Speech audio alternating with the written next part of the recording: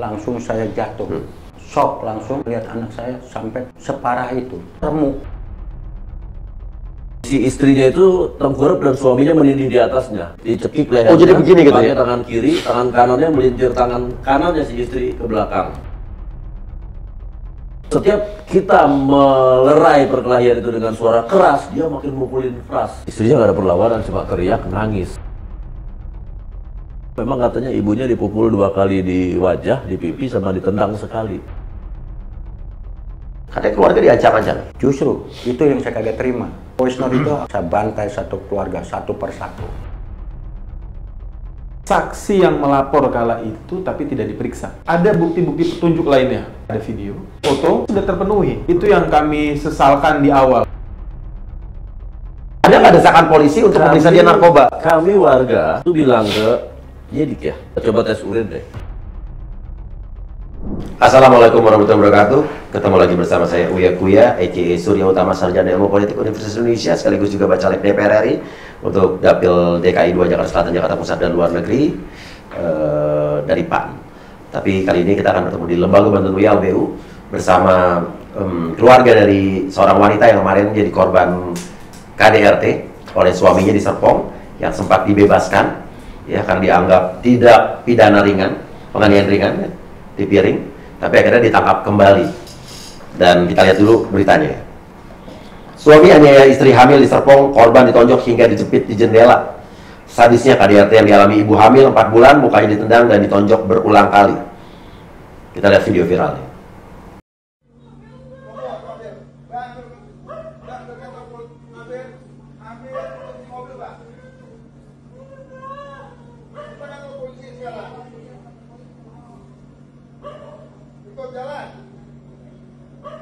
Ikut jalan langsung kantor polisi.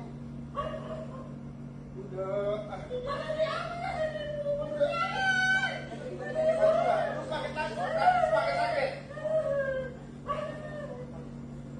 Oke. Sebetulnya ini di sini kan kita hadir adalah bapak dari korban ya. Betul. Berarti anak bapak yang jadi korban pemukulan oleh suaminya. Ya. Dan sekarang korban tidak bisa hadir Ya. karena masih trauma berat. Trauma dan shock. Shock sekali. Ya. Sedang dalam perlindungan. Di sini juga hadir ketua RW dari RW 013 tetangga terdekat. tetangga terdekat yang menjadi saksi. Penganiayaan pada saat itu seperti apa? Ada juga Kuasa hukum Kuasa dari hukum. pelapor dan korban selaku mitra hukum dari P2 TP2. P2 TP2. TP2A. P2 TP2A mungkin bisa dijelaskan untuk orang-orang yang masih awam adalah? Oh ya, UPTD P2 TP2A ini adalah lembaga pemerintah yang khusus menangani kasus-kasus kekerasan perempuan dan anak. Jadi setiap ada kasus-kasus kekerasan perempuan dan anak, kita pasti melakukan pendampingan. Ini pentingnya kalian tahu bahwa ada UPT P2 TP2A ini. Kalau kalian ada mengalami hal tersebut, jangan ragu-ragu ya. Di setiap daerah kabupaten pasti ada ya. Dan sekarang mungkin yang saya ingin nanya dulu sama Bapak ya. Anak udah menikah berapa lama? Kalau untuk menikah 2 tahunan. 2 tahun dengan orang ini ya? Ya. Punya anak dari mereka ini? Anak ini anak yang kedua, yang anak yang pertama itu 1,5 tahun. Anak dua anak ya? Ya. 1,5 tahun dan ini punya bayi, lagi hamil ya? Hamil. Lagi hamil, 4 bulan ya? Ya. Iya. Dan untuk diketahui bahwa ternyata juga si pelaku ini juga ternyata adalah, ada beritanya nih ya, suami KDRT istri hamil di Serpong ternyata residivis narkoba. Nanti itu kita bahas nantinya ya. Tapi Pak, Bapak mendengar kasus ini pas saat kejadian? Jadi gimana? Saya mendengar kasus ini setelah sudah kejadian. Iya. Nah, sebelum terjadi saya nggak tahu. Yang tahu semua itu saksi mata warga dan PRO dan PRT setempat yang menyaksikan dari utamanya kejadian itu. Nah, setelah saya ditelepon datang ke TKP itu udah diamani sama warga dan PRW dan PRT setempat semuanya. Nah, lalu saya baru sampai di TKP. Nah, setelah saya sampai di TKP, nah saya lihat dengan pelakunya ada di situ. Nah, cuma saya belum lihat tentang kondisi anak saya. Tapi otak saya udah mendidih. begitu. Tapi ditahankan atau dipertahankan pada warga atau PRR setempat, tolong sabarkan diri. Sampai saya bilang, iya saya sabar. Sampai akhir hayat hidup saya menyabari hidup saya ini. Pelaku masih di situ? Masih di situ, masih di hadapan di lokasi itu, diamanin sama PR, di rumahnya PRW, ya udah. Bapak lihat kondisi anak Bapak? Nah, setelah udah saya itu langsung kata Bu RW, coba Pak Jali tolong lihat anaknya, wajah dan setubuhnya. Langsung saya jatuh, kena shock langsung itu. Nah, itulah sampai saya dibangunkan. Dari jatuhnya saya itu karena ngelihat anak saya sampai separah itu. Apa yang Bapak lihat, kondisi seperti apa? Ya, kalau kata bahasa kasar saya remek gitu, bonyok. Nah, iya. Udah semuanya itu ada bukti-bukti dari videonya, foto-fotonya semuanya udah ada. Nah, setelah diatasi, karena pelaku itu selalu nggak mau mengalah. Apapun yang dia konsumsi di dalam pikirannya saya nggak mengetahui. Apa tuh? Apa dia? Nah, istilahnya dia ngotot terus. Dia omongin gini, dia nggak ngotot. Dia omongin ini ngotot. Sampai saya bilang, diam kamu. Ibu ini lagi sedang menerangkan kamu. Kamu tuh diam gitu. Ya itu semua videonya pun ada. Ada? Pada saat itu? Nah kejadian. Bisa kita lihat? Bisa. Oke, kita lihat. Anak saya sebagai dia istrinya, dia anak aniaya begitu, siapa sih yang terima? Udah sampai mukanya bonyok kayak begitu, begitu ya. Jadi kayak begitu. Iya, siapapun juga orang tua nggak terima sebagai anaknya digituin, kan gitu Pak. Iya, tapi kamu nggak tahu dulu. Satu, saya berbicara ini jangan kamu ikut-ikutan. Kamu dengerin, kamu dengar dulu, diam kamu. Kalau kata saya bilang diam kamu. Jujur, ya, tunggu. Saya bilang tunggu. Anak saya dikawinkan sama kamu bukan perlu dianiaya, bukan perlu sampai mukanya hancur kayak begitu. Saya melihat bagaimana hancurnya mukanya, tangannya, kakinya, badannya, dan buat saya itu keterlaluan. Ibu Tiara tadi berpesan bahwa dia sudah tidak tahan dan dia bilang bahwa ini bukan pemukulan yang pertama kali. Ntar dulu Pak. Udah kejadian kok, udah bonyok kok. Ya betul, saya bonyokin. Cuma saya mau mukul sampai hancur itu. Kami nggak perlu penjelasan Bapak. Udah, diam kamu, diam. Oke, itu kejadian berarti Bapak sebelum udah nahan emosi Pak ya? Jujur, karena kenapa? Itu darah daging saya. Yang saya dikawinkan atau ditikahkan dengan seorang laki-laki itu sangat melindungi, mengayomi, mengasih nafkah dari segalanya. Kalau untuk kemewahan mungkin saya enggak lah. Yang penting tapi jangan seperti dianiaya separah itu. Anak siapa dan keluarga siapa yang dikawinkan sama seorang laki-laki sampai dibikin lampiasan akhlak bejatnya.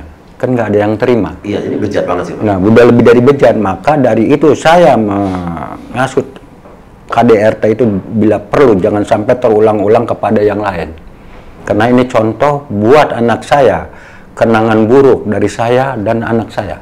Itu, jadi jangan diperlakukan kepada orang-orang yang telah intinya dibuat nyanyian lah. Kalau kata bahasa saya mah besok terulang lagi begitu, terulang lagi begitu. Jadi sampai cukup buat pengalaman atau kenangan buruk buat saya dan anak saya, di orang lain jangan sampai ditiru seperti contoh-contoh seperti ini. Itu pada saat Bapak di situ, dia kan melawan terus tuh. Iya. Ya, anak Bapak. Ya karena kalau anak saya kan udah diamankan di dalam rumahnya Pak RW, yang ada posisi di luar itu adalah warga yang sama melihatnya dan sama Pak RW, Pak RT semuanya lah, sampai security semuanya itu, tapi tetap dia kalau kata dibilang ya nantang. Sampai saya berkata, jangan pun hati saya, pori-pori saya yang tangannya kayak gini saya nggak terima bahwa anak saya yang saya rawat dari kecil hingga dewasa ada nyamuk aja saya singkirin sampai bonyok begitu, dan kedua dia lagi hamil. Anak perempuan kan? Anak perempuan, betul. Ya, karena saya juga lahir dari wanita, kan gitu. Maka dari itu saya nggak terima. Justru itu saya pengen minta keadilan. Oke Pak, nanti kan dengar-dengar juga kan bukan anak Bapak aja yang dipukul ya? Katanya mamanya juga dipukul. Kena dipukul. Oke, betul. Nanti kita bahas nanti. Tapi kita mau nanya Pak RW dulu yang melihat pada saat itu gimana Pak kejadiannya? Kejadiannya saat itu Rabu jam 4 pagi. Tiba-tiba saya dibangun dari istri saya, ada terdengar suara teriakan keras sekali minta tolong.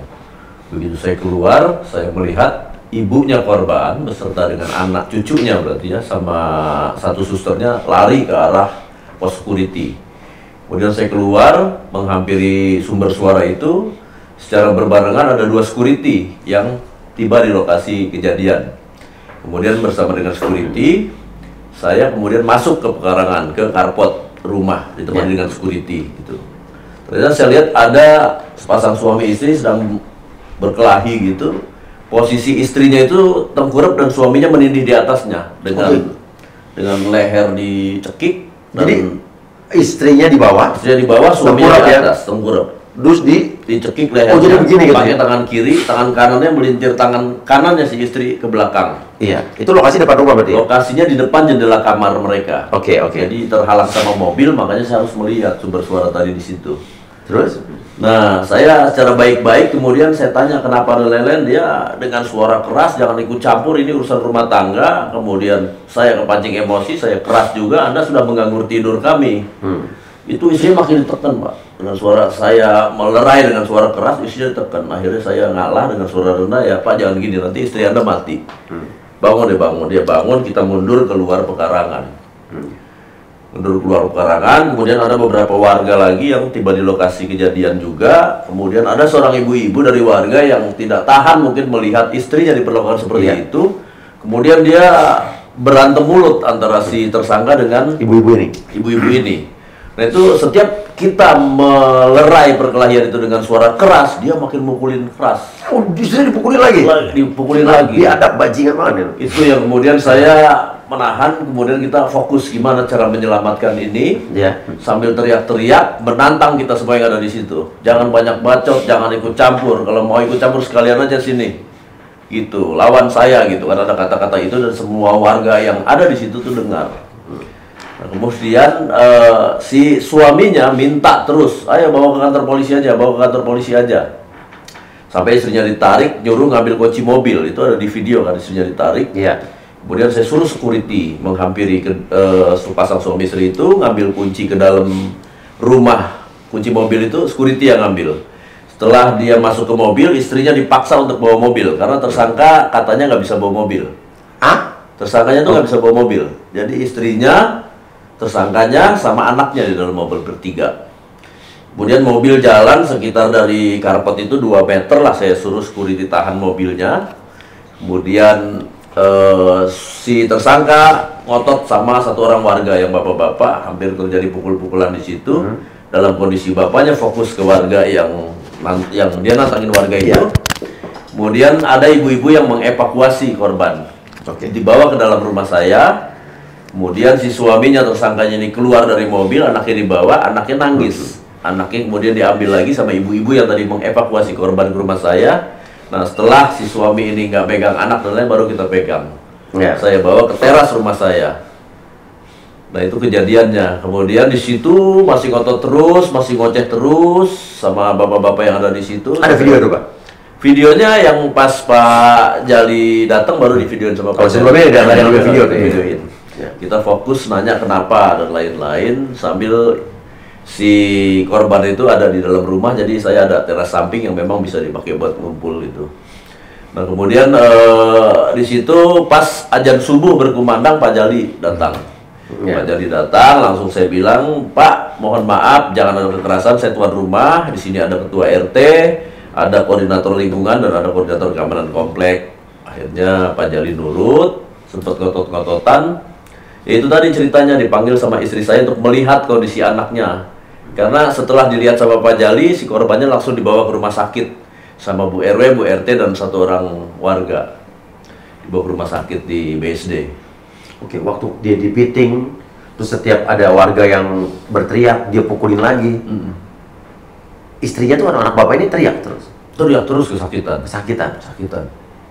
Nangis pasti kan? Pasti nangis, pasti teriak-teriak minta tolong, dan sangat sulit situasinya saat itu. Jadi kami di situ fokus gimana caranya untuk dia tidak memukuli lagi, karena kalau perkiraan saya itu palanya dipatahin aja, lehernya bisa patah karena suaminya kan agak keker gitu Mas. Jadi di situ saya bilang sabar ke warga juga semuanya geram juga Mas ngelihat begitu, bangun tidur dalam kondisi kaget dihadapkan pada persoalan yang seperti itu. Dan setiap kita melerai itu selalu bilang jangan banyak bacot, ini urusan gua, istrinya dipukul lagi, Nggak bisa, nggak ada perlawanan sama sekali istri. Istrinya nggak ada perlawanan, cuma teriak, nangis. Ini menurut saya sudah penganiayaan berat ya. Iya, harusnya. Lihat dari muka tampilannya nggak bisa dibilang penganiayaan ringan. Saya bingung, polisi membebaskan itu atas dasar apa ya? Oke, nanti itu dibahas nanti. Ibunya juga katanya dipukul juga. Iya, informasi Gimana, dari ibunya cerita ke kami yang ada di lingkungan situ, memang katanya ibunya dipukul 2 kali di wajah, di pipi, sama ditendang sekali. Itu informasi yang kami dengar ya. Karena kan setelah kejadian itu kita sering sekali kemudian kumpul mendengarkan gitu kan, sambil mendampingi si korban dan ibunya supaya tidak shock berlarut traumanya gitu. Oke. Warga ini udah berapa lama tinggal di sini sih pelaku? Jadi sepasang suami istri ini, seingat saya baru 2 minggu lewat 2 atau 3 hari. Jadi orang benar-benar tangga baru ya? Tangga baru. Di lingkungan saya, di klaster kami itu tidak pernah ada kejadian seperti ini sebelumnya. Kami sangat kompak di lingkungan klaster Daimin ini, tidak pernah ada keributan. Kalau pernah ada keributan ya keributan anak-anak paling ya. Iya, ini rumah kontrak apa beli? Kontrak ya.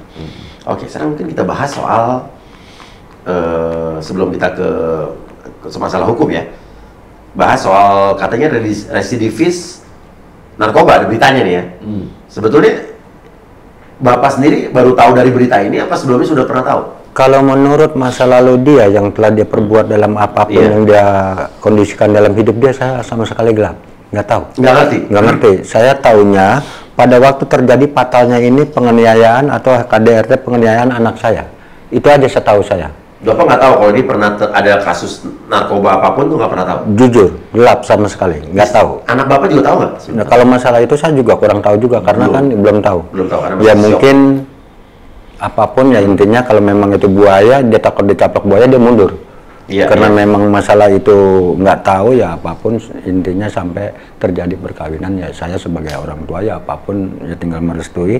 Yang penting saya pindahkan yang terbaiknya. Katanya keluarga diancam-ancam. Justru itu yang saya kagak terima, karena dari kata-kata voice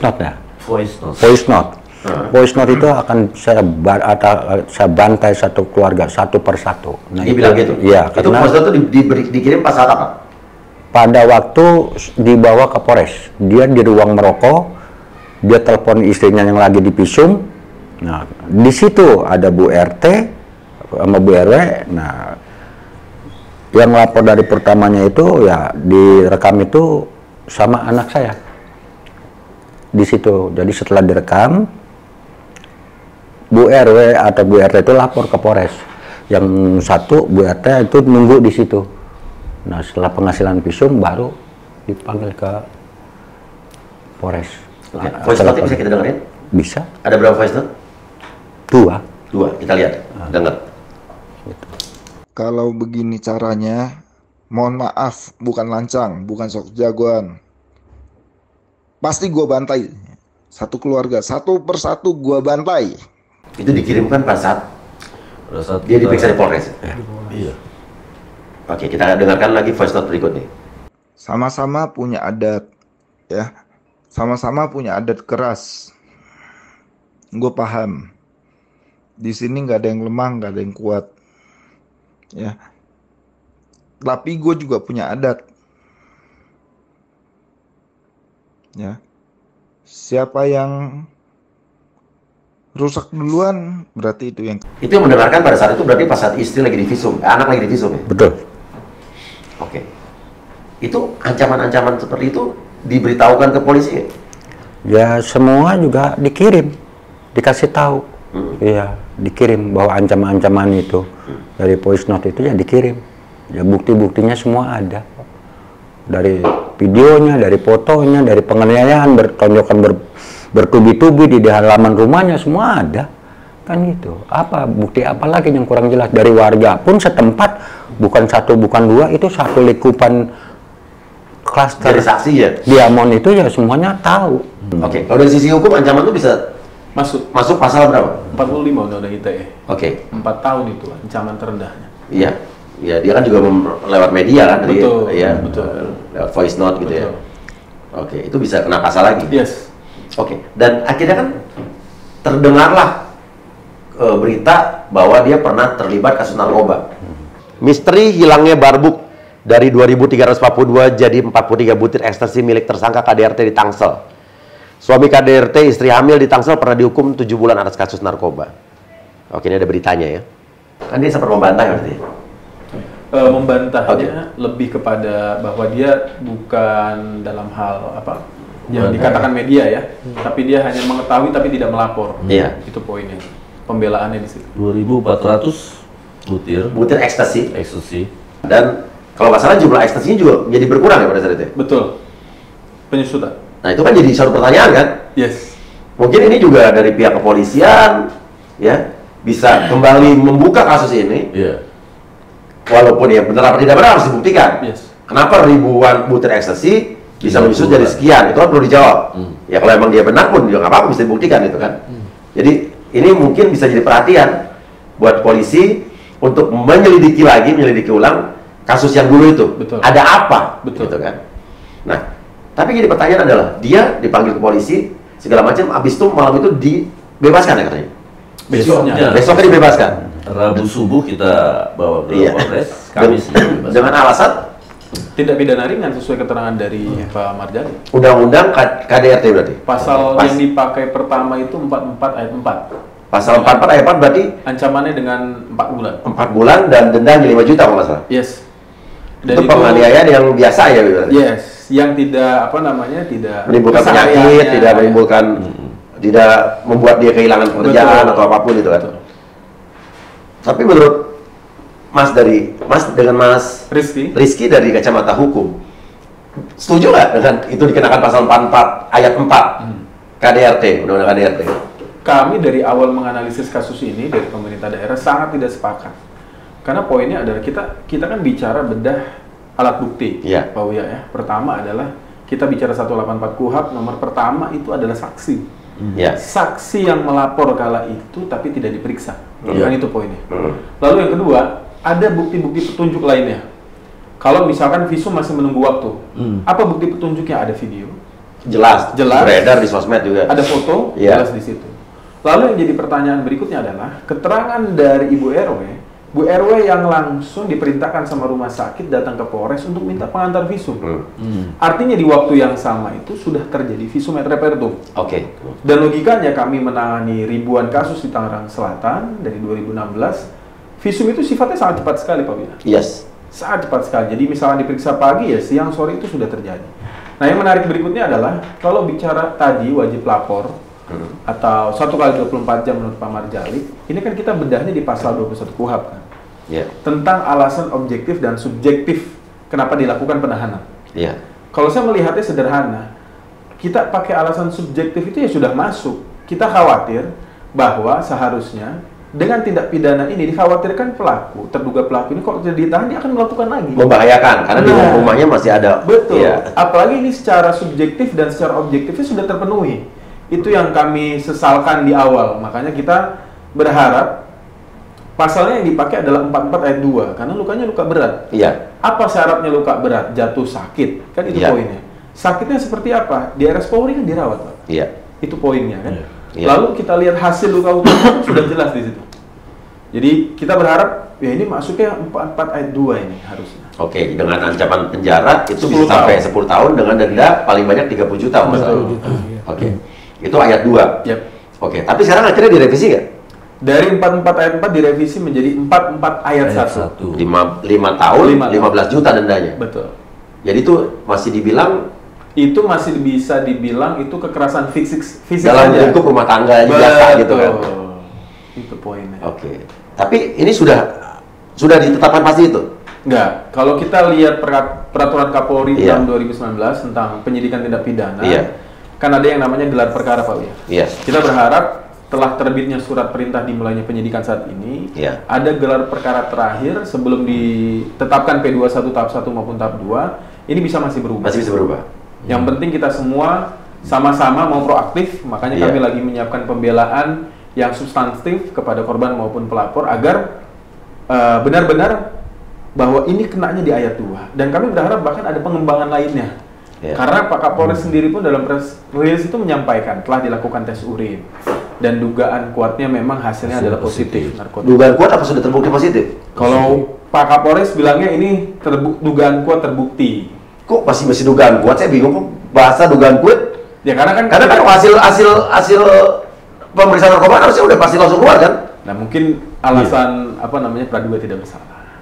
Oke, coba. Tapi dari kacamata hukum, dugaan kuat terbukti. Ya. Itu terbukti kan sebetulnya? Positif kan? Positif. Berarti positif narkoba kan?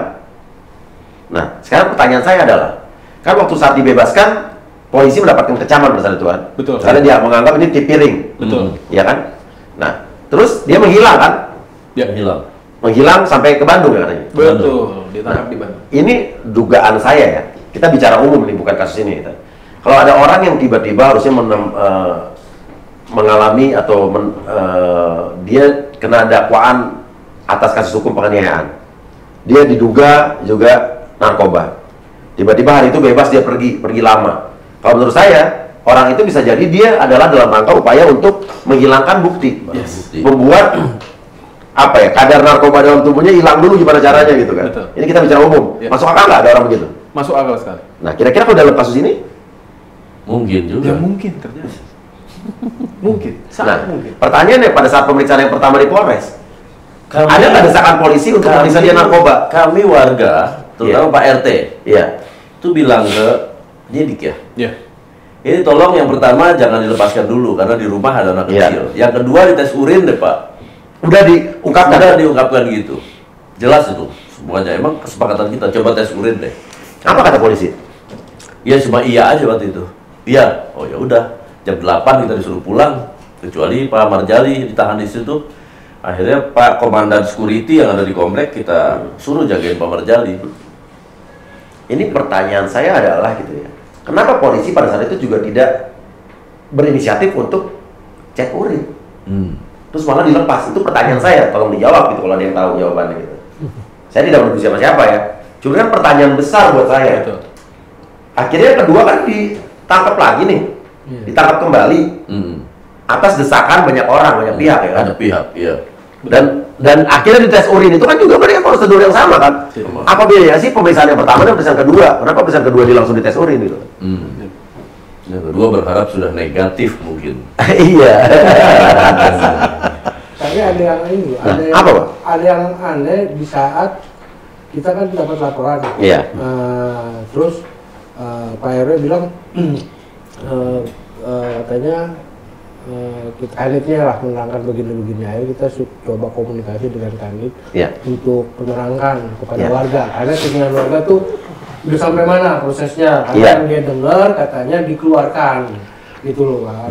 Makanya kita komunikasi dengan Kanit dan Kanit kasih informasi juga ke kita gitu dengan kronologi kejadian sebenarnya. Saya tunjukin ke Pak RT katanya udah enggak kok, nggak dikeluarin ya gitu. Ternyata dikeluarin. Akhirnya saya jadi itu cepet juga hari Minggu. Nah, karena udah viral di hari Kamis ya. Kamis viral. Jadi proses jadi cepet tuh. Akhirnya kita dihubungin oleh Kanit juga untuk melakukan pemeriksaan psikologi. Itu dari Minggu. Di hari Minggu dilakukan pemeriksaan psikologi oleh tim psikologi kita. Dan ternyata apa yang saya sarankan untuk bertemu dengan warga katanya udah terjadi dengan PRW. Dia datang ya. Iya, hari Sabtunya malam Minggu. Dan dia ada hal yang dia bisa mastiin berapa hari katanya? 20 hari pasti ketangkep. Ya gitu. Kata siapa nih? Kanit waktu itu. Oke. Kanit yang cerita ke Pak RW. Oke. Kanit ini datang nih untuk nerangin warga. Setelah viral. Itu hari Sabtu malam Minggu. Viralnya itu kan Kamis dan Jumat ya. Iya. Kamis Sabtu malam Minggu itu tim dari Polres Tangsel ke TKP, kemudian ngambil barang-barang bukti ya. Betul. Minta kunci, yang kunci di 20 hari pasti tertangkap, kelamaan menurut saya. Iya. Dia kan bukan teroris, bukan penjahat profesional gitu ya, susah nangkep dia. Jadi pertanyaan besar saya lagi nih, kenapa masih nunggu 20 hari? Ya saat itu, saat itu kami desak. Iya. Di rumah saya ada Pak RT, ada polisi itu, dia ngucap ya 20 hari lah. Paling lambat kita bisa tangkap kembali ya udah kita hitungin aja, ternyata alhamdulillah nggak sampai 20 hari sih. Iya, karena makin viral Pak ya. Makin viral. Iya. Saya yang paling keren waktu saya kemarin ngangkat kasus yang penipuan di Hong Kong, yang korbannya puluhan orang, sampai ada yang hamil, sampai tipu ratusan juta. Dari 2015 sampai 2023 ini kasus nggak pernah terungkap. Tapi Polda Jatim, Krimsusnya bilang kita akan tangkap segera. 1 hari Pak. Kena ya. 8 tahun nggak kena sehari. Itu kan namanya bener polisi canggih Pak. Polisi kita canggih kok. Tinggal mau apa enggak gitu kan? Benar. Sepakat. Iya kan? Iya, ini 8 tahun loh. Yang bisa ditangkap dalam 1 hari Polda Jatim loh, keren. Jadi kan sebetulnya polisi itu kita canggih-canggih, cuma masalahnya mau apa enggak gitu kan. Oke, nah akhirnya dia ditangkap kembali. Iya, ditangkap kembali. Kita juga udah tahu informasi itu. Iya. Ditangkap kembali, katanya di lokasi Bandung. Tapi kan itu informasi yang masuk ke kita dari teman-teman media gitu. Akhirnya kita konfirmasi ke Pak Kanit juga, apakah emang benar sudah ditangkap. Ternyata ya benar sudah ditangkap. Nanti sore katanya mau press release. Iya. Betul. Jadi emang ditangkap di Bandung gitu, tangkapnya di Bandung seperti itu. Itu makanya nggak jauh dari Pak Kanit datang ke rumah warga. Iya, berarti kita positifnya aja, kita harus berpikir positif. Kanitnya berarti serius. Serius. Iya. Luar biasa lah kalau setelah viral. Iya. Cuman ya itu bagi jadi pertanyaannya pemeriksaan yang pertama itu sebenarnya harus dianalisa tuh dulu tuh. Kenapa dia lepas? Kenapa nggak diperiksa narkoba? Kenapa nggak dites urin gitu kan? Padahal bukti-bukti video udah jelas. Kenapa saksi yang melapor tidak diperiksa pada saat itu? Ini kan balik ke subjektivitas. Iya.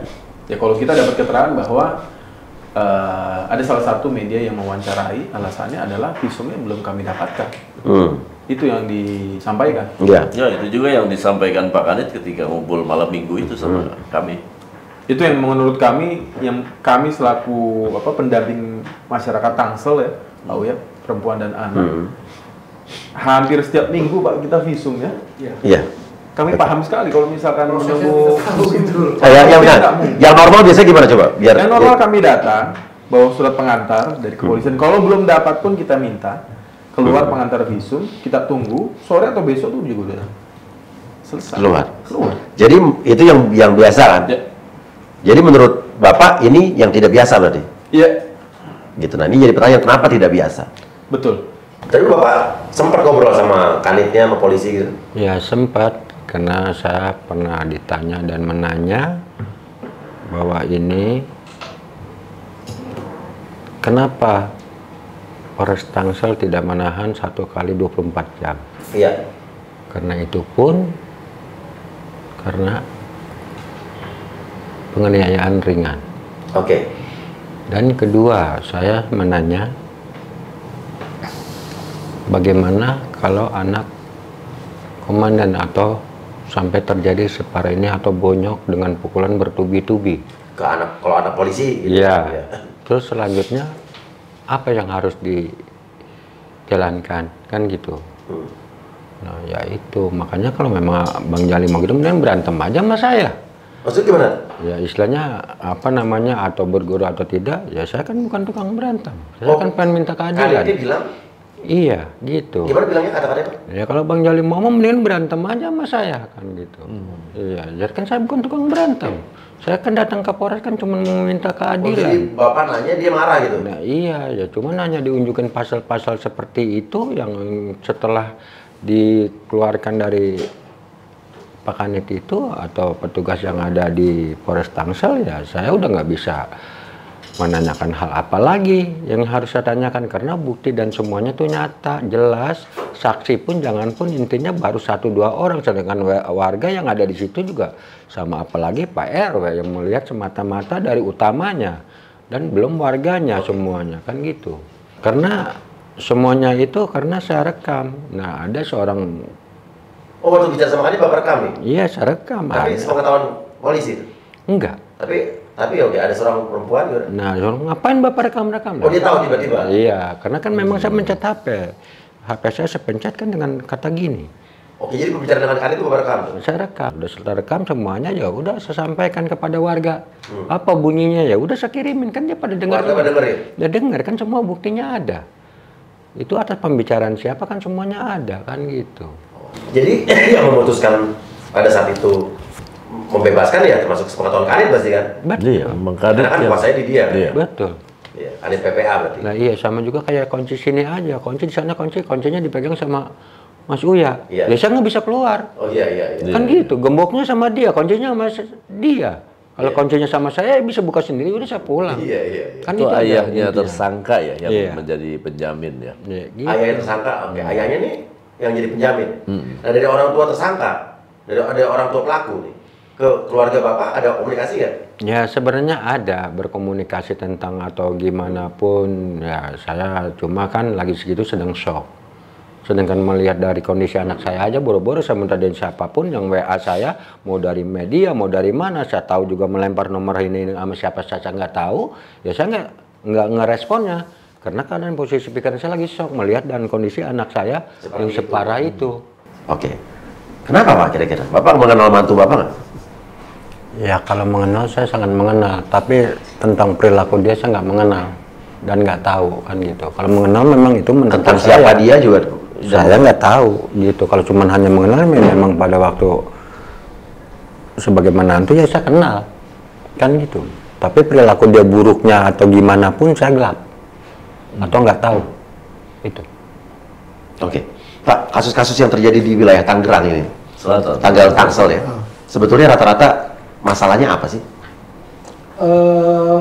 Rata-rata KDRT ya. Iya. Kita udah paling sampai dengan Juli ini tuh paling terbesar itu kejadian di rumah tangga. Iya. Itu macam-macam, itu bisa seksual, kekerasan, fisik atau psikis gitu. Tapi memang yang paling banyak kasus-kasus KDRT yang kita tangani.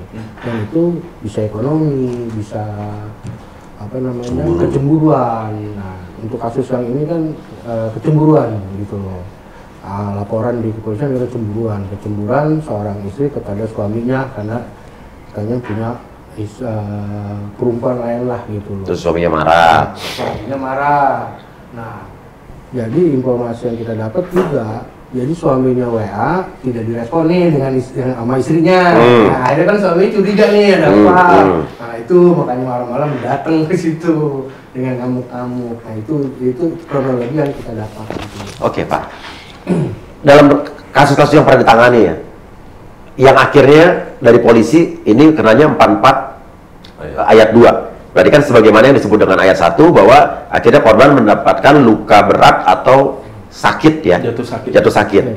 Nah, ada nggak Pak, menurut Bapak yang selama ini Bapak tangani, polisi menerapkan itu pasal ayat 2, 44 ayat 2, tapi lukanya di bawah yang korban sekarang? Kalau untuk kasus KDRT ya jarang gitu, untuk di yang kita tangani, kecuali kasus yang ini memang udah kita tahu lah. Jadi tidak ada yang seberat ini biasanya? Ada. Paling cuma digampar gitu ya? Paling gitu, cuma nggak separah yang ini gitu. Makanya di saat dibilang tadi tindak pidana ringan kan kita akhirnya datang ke lokasi mencari informasi, dan akhirnya apa yang kita dapatkan kita diskusikan dengan tim hukum. Ya memang bukan tindak pidana ringan gitu loh. Ya, karena ini mengakibatkan luka berat kan? Iya, kita dapat videonya, kita dapat fotonya, kita dapat ancamannya, semuanya tuh kita dapat gitu loh. Makanya kita kategorikan ini bukan tindak pidana ringan. Pasti pemirsa di sini juga udah lihat kan videonya seperti apa dan fotonya seperti apa. Menurut kalian tindak pidana ringan apa penganiayaan KDRT berat? Coba tulis di komen gitu ya. Dan ini mungkin juga pentingnya juga mungkin bagi penegak hukum dalam rangka menganalisa sebuah pasal atau undang-undang, mungkin harusnya ada kesamaan persepsi, gitu kan? Jadi harus bisa, ya kan ini kan persepsinya harus sama nih gitu kan? Ini harus kena ayat berapa gitu kan? Ya, jadi sebetulnya waktu itu juga kita akhirnya rapat, ada suatu pertemuan gitu loh dengan Polres, dengan RSU, dengan Didisos, dengan Polda. Ya apa? Itu awalnya memang kita koordinasi terkait dengan cara penanganan kasus-kasus kekerasan perempuan dan anak. Tapi akhirnya merembet ke kasus yang memang lagi viral. Jadi sebetulnya kalau saya dengar gitu loh, ada kan PPA Polda menerangkan segala satunya harus dilihat dulu gitu loh. Jadi istilahnya kalau ini saya cocok kalau keterangan ini nih. Ada Kanit Polda itu Bu Endang, harus dianalisa dulu. Kalau memang ini ditemunya sekian, terus tahu ada tambahan misalnya, tambahan temuan, nah ditambahin lagi tuh gitu loh. Ini masuk kemana? Jadi analisnya udah ini gitu loh. Nah, kalau yang ini saya setuju, saya bilang begini analisanya gitu. Matang lah ya. Tambahan, tambahan segala gitu. Berdasarkan pendalaman. Jangan buru-buru ditetapkan ini ayat sekian. Apalagi kita pertama cuma ayat 4. Betul. Iya kan? Penjara 4 bulan. Denda 5 juta. Orang nganiaya lagi, dimana gampang banget ya kan. Belum lagi nanti ada remisi, ada segala macam. Iya kan? Itu kan baru tuntutannya. Vonis hakim bisa 2/3 bisa di bawah itu kadang-kadang sekarang kan. Betul. Oke, kalau dari kacamata hukum kira-kira akan ada tuntutan lain mungkin dari pengancamannya atau dari mananya gitu? Kalau kami jelas kami melaporkan juga ke LPSK Pak Uya, Lembaga Perlindungan Saksi dan Korban, atas dugaan kuat pesan bermuatan ancaman itu melalui pesan suara. Dan kita udah diskusi banyak dengan LPSK dan rupanya LPSK itu dari awal juga sudah memberikan perhatian ke Pak Marjali, cuma memang kan banyak pihak yang ngechat Pak Marjali, akhirnya beliau nggak bisa balas satu-satu. Poin-poin yang kita laporkan fokus kepada pengembangan Pak. Kita menyampaikan bahwa ini ada dugaan selain dari kekerasan dalam rumah tangga, ada ancaman, dan kita berharap ini berdiri sendiri Pak. Pasti itu jadikan alasan pemberat harapan kami, tapi ini harus bisa jadi berdiri sendiri. Iya, jadi setelah ini kita masukkan lagi ini jadi terpisah ya. Betul, itu poinnya. Terus berikutnya kita juga ingin LPSK memberikan keamanan secara pribadi. Oh pasti ya, harus. Kan itu poinnya. Jadi kan banyak hal yang dilakukan, kebetulan checklist formnya udah disebutkan, hukum sudah dari Pemdanya, psikolog sudah, berarti sekarang kami fokus ini ya Pak. Baik, kita sepakat soal itu, tapi berikutnya kita tekankan harus ada pengembangan. Itu poinnya. Ya, nanti kita share link ini, video ini juga ke Pak Hasto Atmojo, Ketua LPSK, dan juga Pak Edwin Partogi, juga sahabat saya. Itu nanti biar atensi perhatian lebih untuk kasus ini. Dan LPSK, saya percaya bahwa LPSK adalah lembaga yang sangat kompeten, kredibel juga. Oke. Dan berarti akan ada tuntutan, tapi kita buat terpisah gitu ya. Biar dia jerah. Betul. Dan kita harapkan juga kepolisian atau pihak-pihak apapun kembali menelaah ulang, melihat kembali kasus yang dulu. Kasus yang katanya ada ekstasi berapa butir kok menyusut, harus dibuktikan, bukan berarti harus dilihat kembali aja ya, dilihat kembali, ditinjau kembali ya. Betul. Intinya gitu aja. Ada apa dulu gitu kan.